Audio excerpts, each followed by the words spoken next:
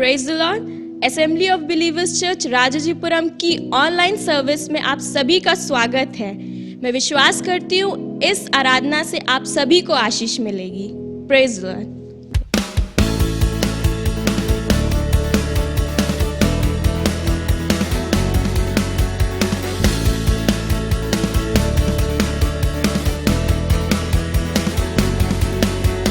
नई सुबह होने को है, रख तू ईमान बस खुदा पर, छोड़ेगा ना वो तेरा साथ, तो चलता रहे तू उसके साथ। नई सुबह होने को है, रख तू ईमान बस खुदा पर, छोड़ेगा ना वो तेरा साथ, बस चलता रहे तू उसके साथ। शुक्रिया करता तेरा दिल से बस निकले दुआ, इबादत तेरी करूंगा मैं सदा।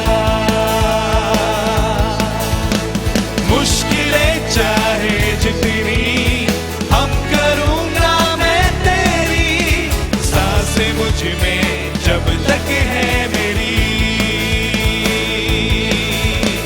शुक्रिया करता तेरा दिल से बस निकले दुआ, इबादत तेरी करूंगा मैं सदा। मुश्किलें चाहे जितनी हम करूंगा मैं तेरी, सांसें मुझ में जब तक है मेरी।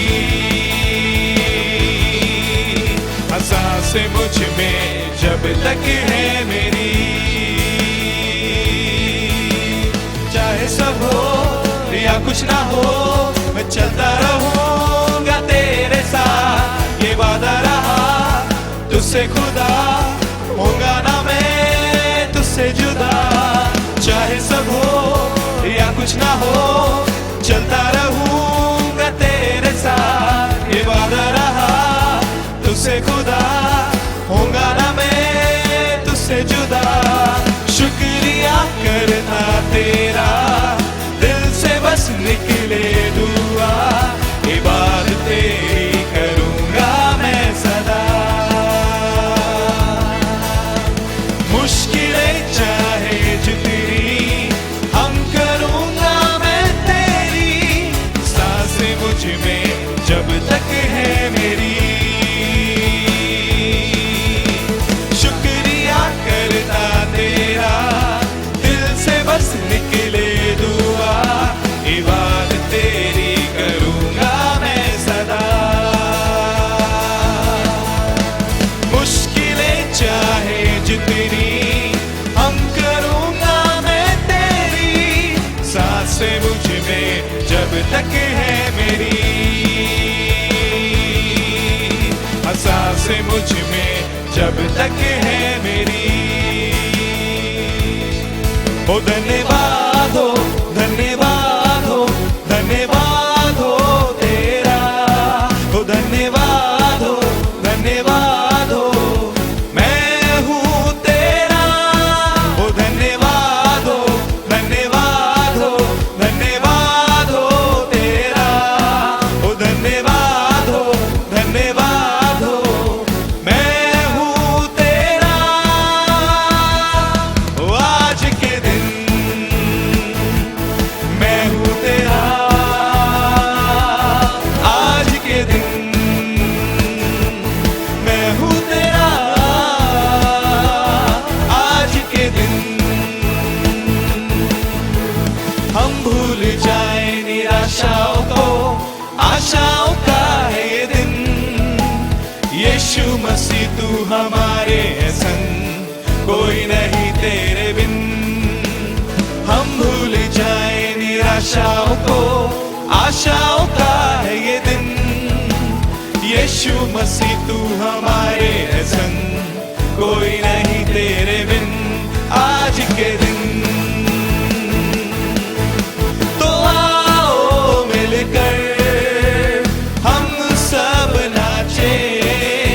तो आओ मिलकर हम सब गाए।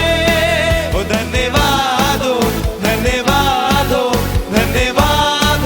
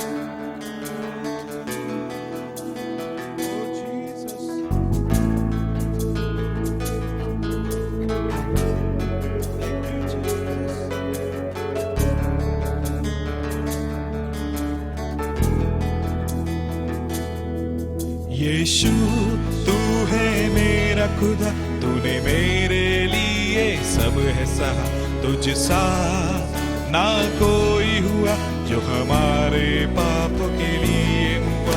यीशु तू है मेरा खुदा, तूने मेरे लिए सब है सहा, तुझसा ना कोई हुआ जो हमारे पापों के लिए हुआ। आराधना तेरी आराधना, आराधना तेरी आराधना, आराधना तेरी आराधना, आराधना तेरी आराधना।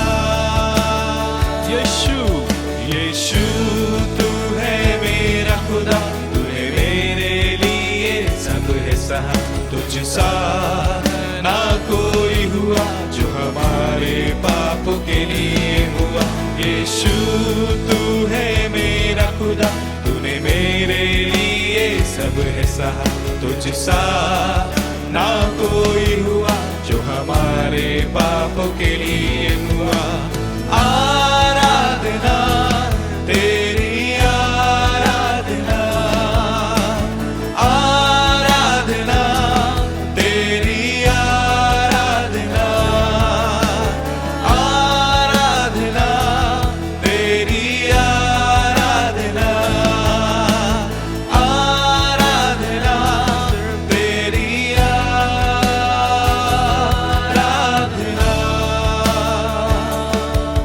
आराधना तेरी हो सदा, तू ही है मेरा खुदा, नया जीवन मुझको दिया, मेरे पापों से तूने शुद्ध किया। आराधना तेरी हो सदा, तू ही है मेरा खुदा, नया जीवन मुझको दिया, मेरे पापों से तूने शुद्ध किया।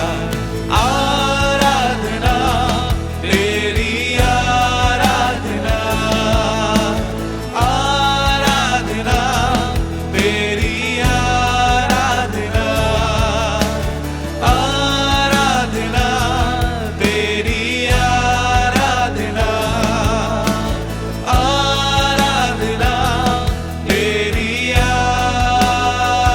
आराधना। ओ करूं मैं आराधना,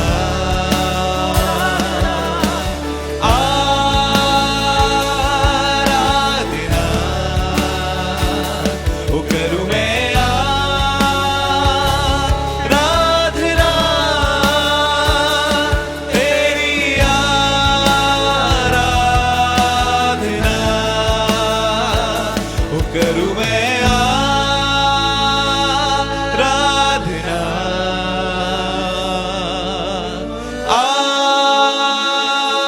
आराधना। ओ करूं मैं आराधना तेरी आराधना।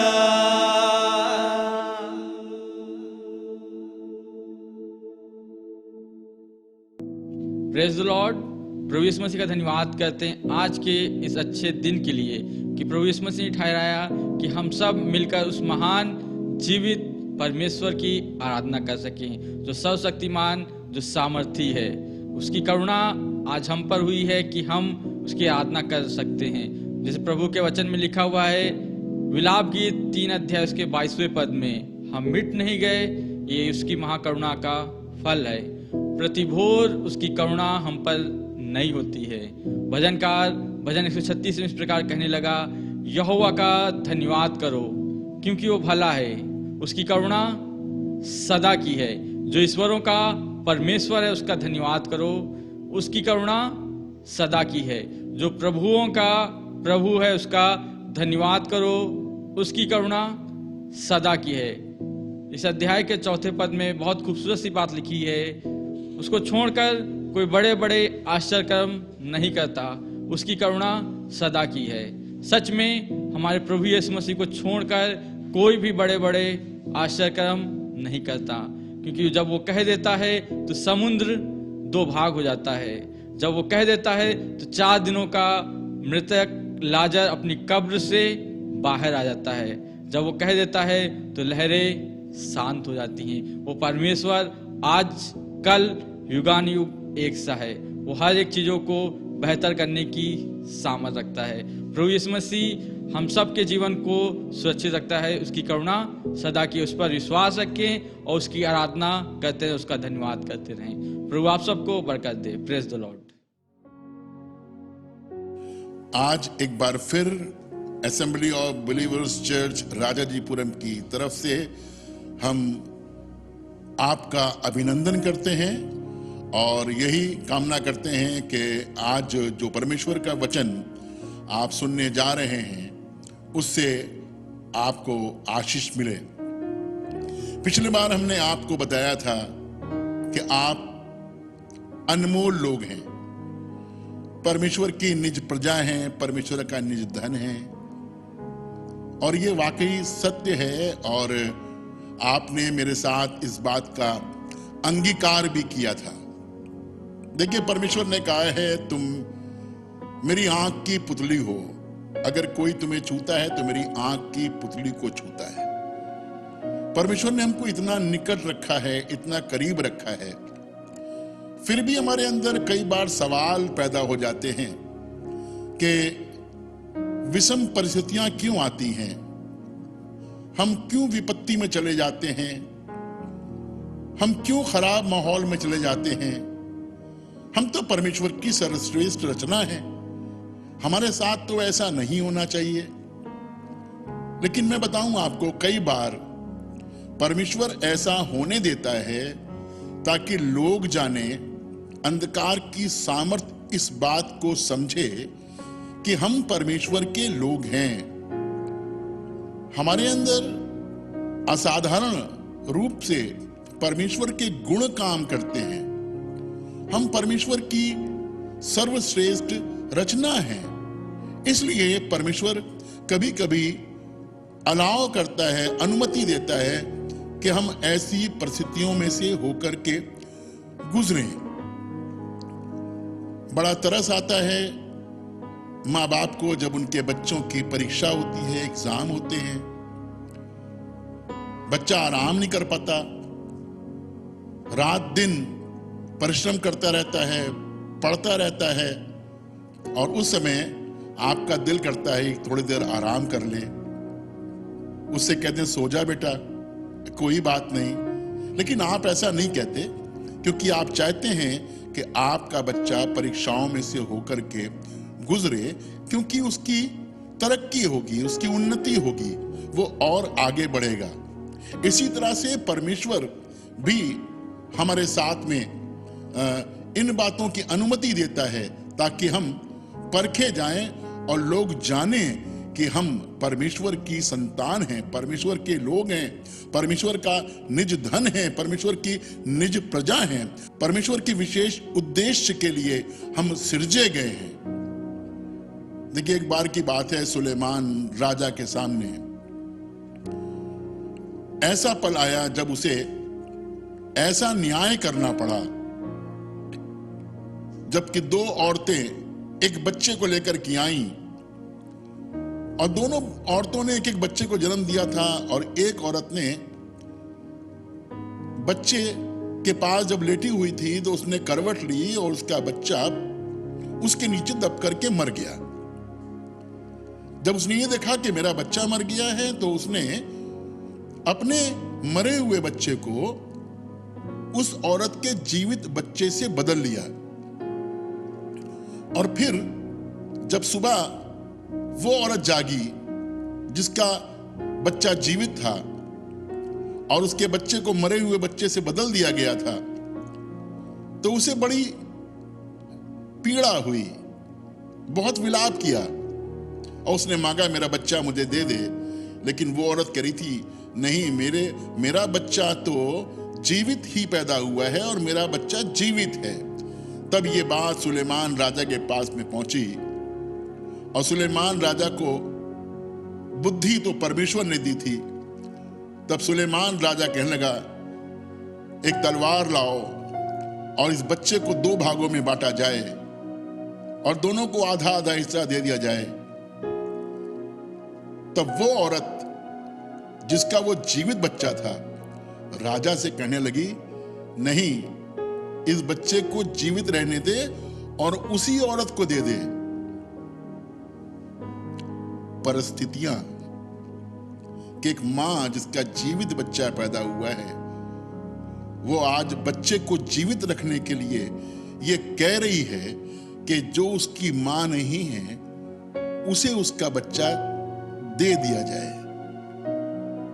ऐसी परिस्थितियां जब आती हैं तो न्याय का उचित इस्तेमाल होता है। सुलेमान राजा जान गया कि ये जो कह रही है ये बच्चा उसी को दे दे, यही तो उसकी मां है। ऐसे मालूम होता है कि हम परमेश्वर के लोग हैं, ऐसे मालूम होता है कि हम परमेश्वर के जन हैं। इसीलिए परमेश्वर हमें ऐसी परिस्थितियों का सामना करने के लिए अनुमति देता है।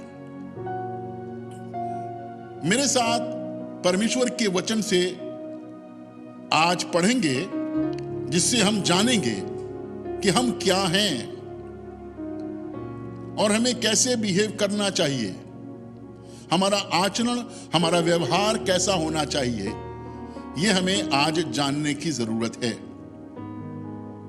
अक्सर हमें यह तो मालूम हो जाता है कि हम अनमोल हैं, मैं अनमोल हूं, लेकिन जिन लोगों के बीच में मैं रहता हूं, जिस परिवार में मैं हूं, या जो परिवार प्रभु ने मुझे दिया है, मुझे उनमें लोग अनमोल दिखाई नहीं पड़ते, क्योंकि मैंने स्वयं को तो अनमोल बनाया लेकिन औरों को उस दृष्टि से देखा नहीं।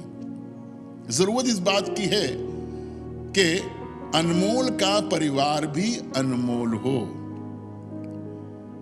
जैसे मैं मैसी परिवार से ताल्लुक रखता हूं, मेरी पत्नी भी मैसी है, मेरा पुत्र भी मैसी है और अभी मेरी पुत्री भी मैसी है। ये किसी और परिवार से ताल्लुक नहीं रख सकते, ये किसी और नाम से कहलाए नहीं जा सकते। परमेश्वर ने कहा, तुम जो मेरे नाम के कहलाते हो। हम परमेश्वर के नाम के लोग हैं, हम परमेश्वर की संतान हैं। उसने कहा है कि हम अनमोल हैं, तो इसका मतलब हमारा परिवार भी अनमोल है। लेकिन कई बार हमारे मुंह से ऐसे स्टेटमेंट निकल जाते हैं जो लगता है कि सही नहीं है। जैसे हम अक्सर कह देते हैं, काश के तुम नहीं होते तो ज्यादा अच्छा होता। हम खिसिया जाते हैं और फिर हम बोलते हैं, काश के तुम पैदा ही नहीं हुए होते तो कितना अच्छा होता।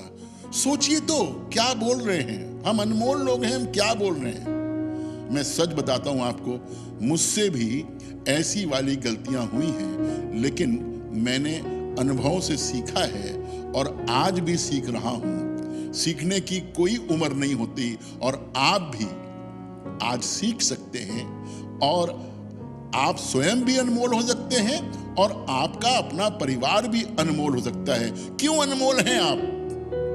पढ़िए मेरे साथ अय्यूब की पुस्तक और उसका 10 अध्याय और उसके 10वें पद से पढ़ेंगे। क्या तूने मुझे दूध के समान उंडेल कर, क्या तूने मुझे दूध के समान उंडेल कर और दही के समान जमा कर, और दही के समान जमा कर नहीं बनाया? नहीं बनाया? क्या आपको मालूम है दही कैसे जमती है? बड़ी सावधानी से दही जमती है। दूध को गर्म करके एक कुंडे में डाल देते हैं, फिर उसमें दही का तोड़ डालते हैं, फिर उसे गर्म में रख देते हैं और कोशिश ये होती है कि किसी तरह से ये कुंडा या बर्तन हिले नहीं, क्योंकि जहां ये हिला तो दही जमेगी नहीं। एक दही को जमाने के लिए इतनी सावधानी बरतनी पड़ती है, तो सोचिए मुझे बनाने के लिए परमेश्वर को कितनी सावधानी बरती गई। और जो आपके परिवार में है वो भी उसी तरह से बनाए गए हैं जैसे कि आप बनाए गए हैं। परमेश्वर ने बड़ी सावधानी बरती है। दही के समान मुझे जमाया है। आगे पढ़ें। फिर तूने मुझ पर चमड़ा और मांस चढ़ाया है।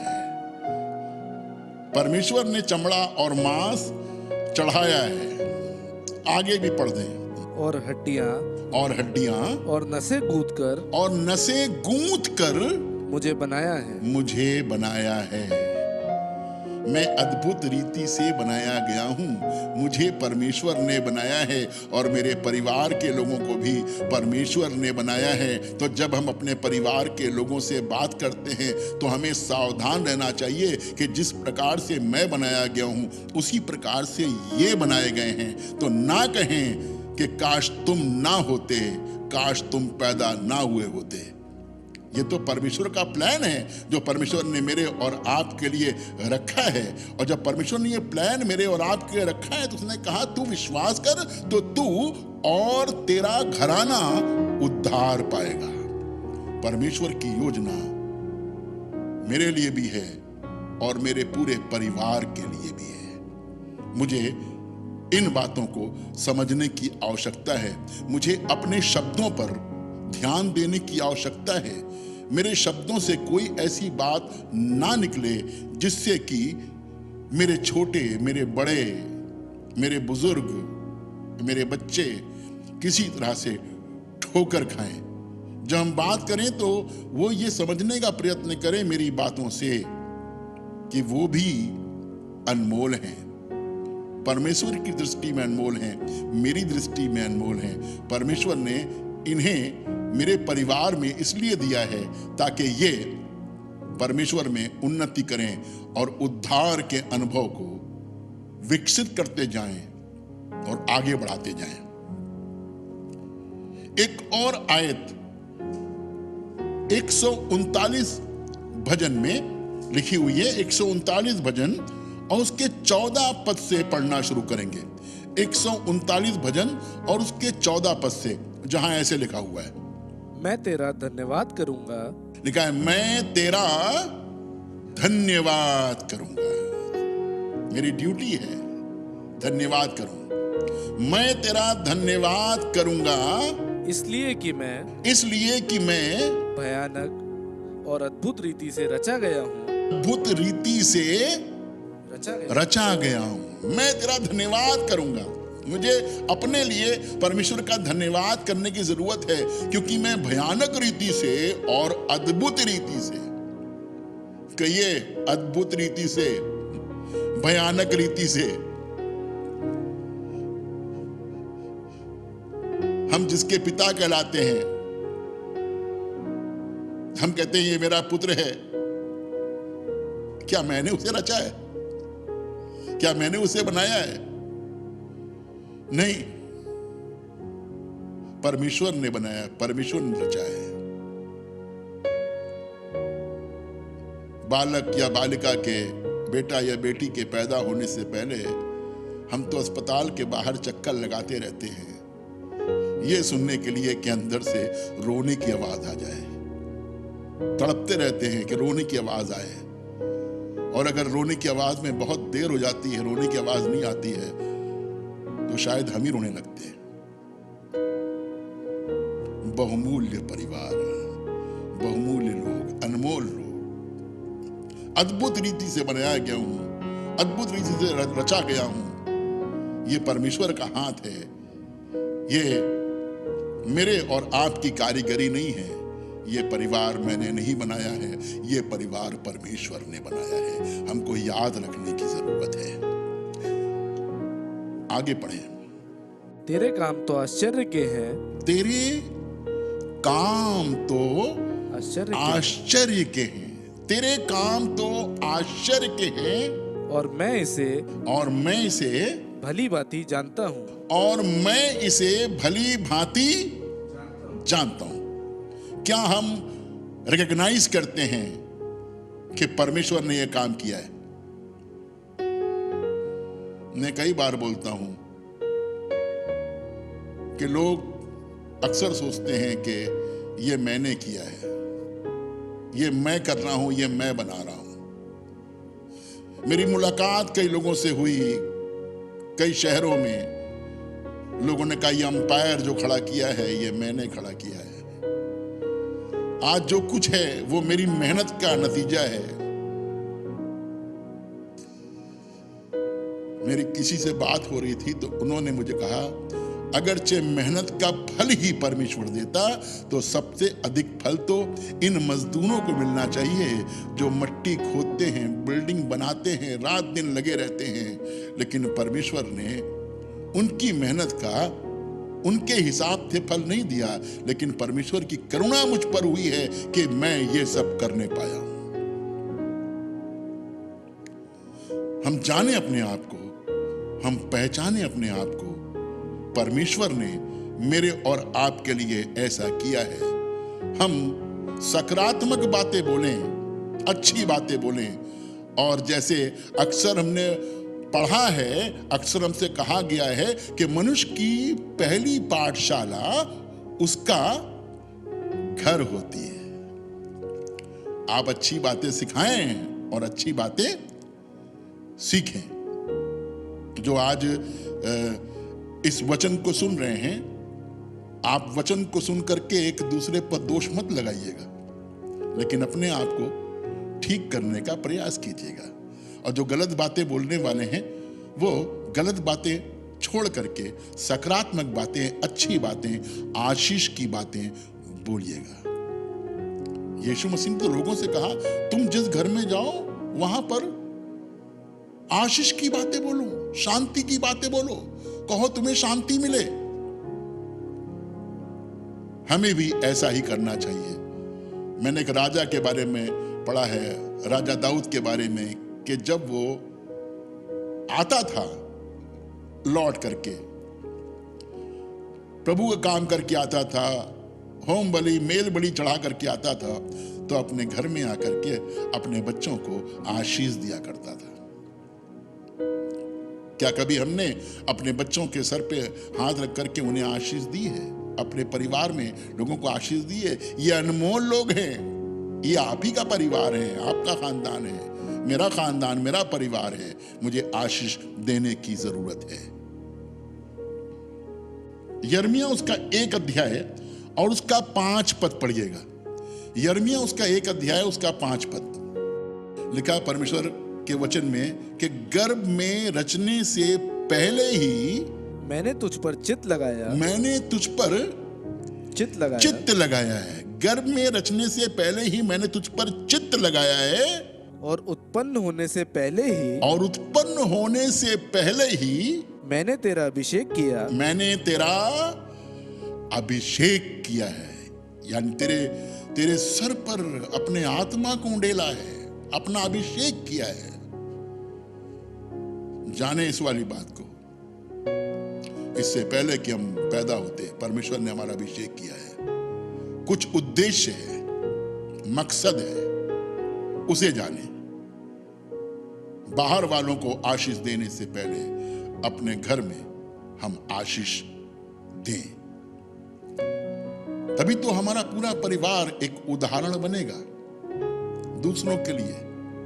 दूसरे कहेंगे देखो ये कितने अच्छे लोग हैं, गोशेन में रहने वाले कितने अच्छे लोग हैं। जब पूरे राज्य में अंधेरा होता है तो इनके यहां तो रोशनी होती है। जब सारे मिस्र में शोक होता है तो इनके यहां तो आनंद होता है।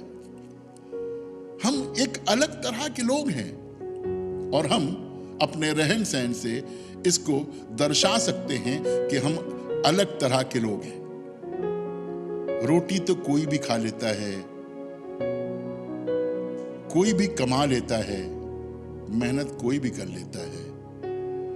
हमारा उद्देश्य फर्क है, हमारा अभिषेक किया गया है। यीशु मसीह ने एक बार कहा, प्रभु का आत्मा मुझ पर है और उसने मेरा अभिषेक किया है कुचले हुओं को छुड़ा लेने के लिए, अंधों को दृष्टि पाने का संदेश देने के लिए।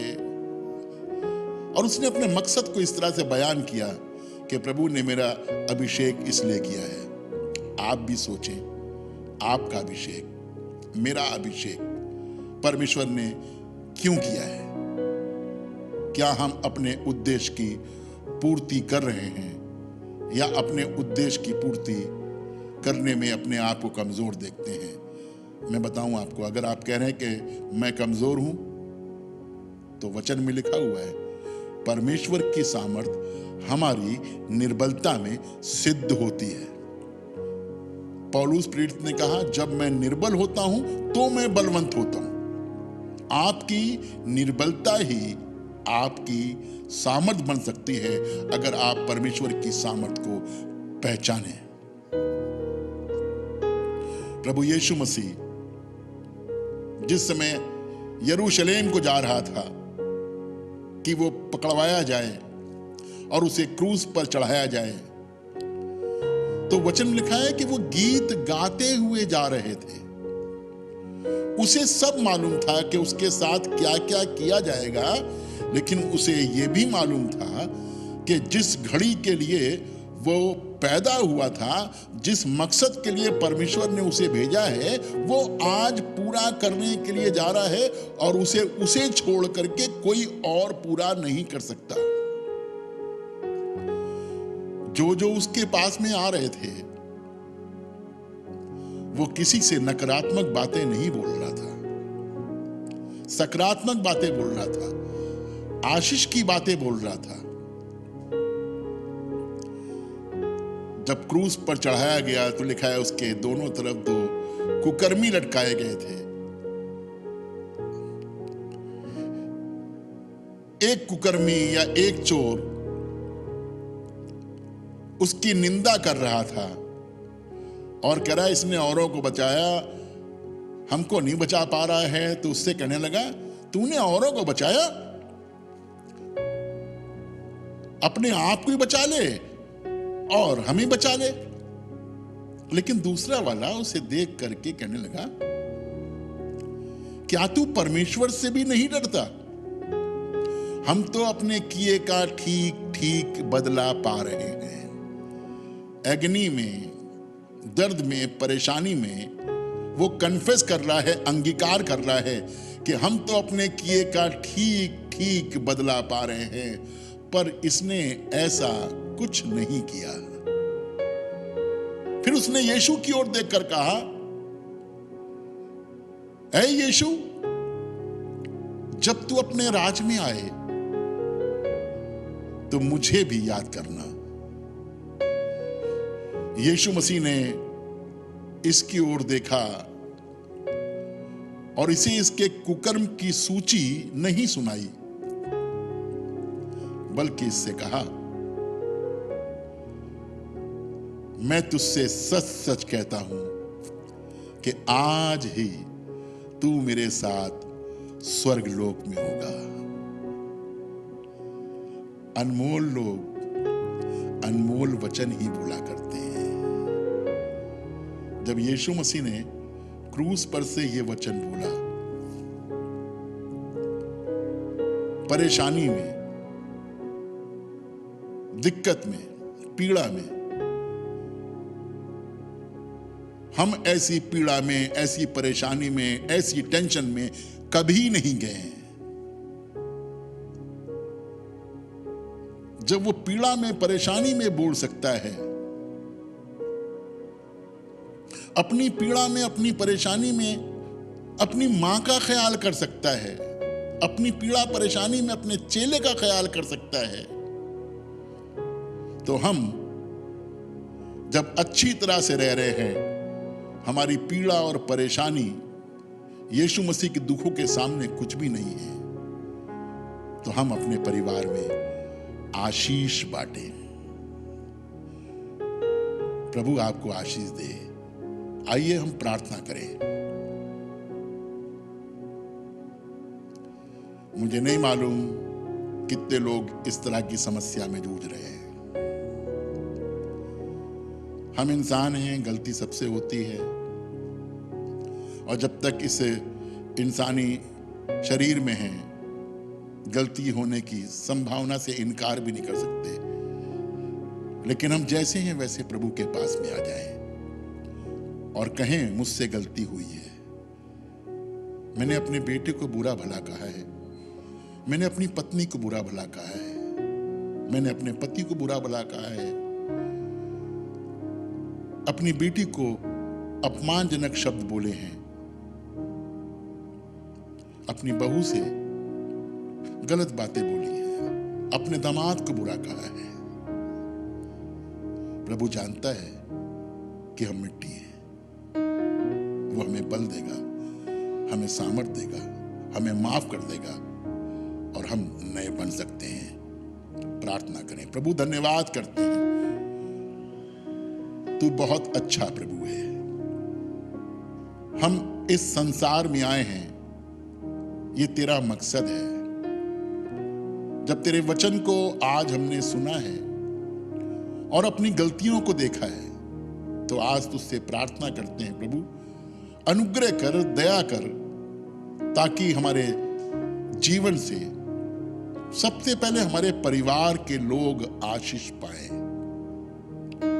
मुंह से गंदी बातें ना निकल पाएं, कठोर वचन ना निकलें। हम अनमोल हैं, अनमोल वचनों के साथ में अपने परिवार में व्यवहार करें। अपने आप को हम पूरी तौर से तेरे हाथों में सौंप देते हैं। हमारे सुनने वालों पर अनुग्रह कर, क्षमा कर कमजोरियों को, गलतियों को, अपना आत्मा दे करके हमें बलवान कर। प्रभु यीशु मसीह के नाम से मांगते हैं, आमीन।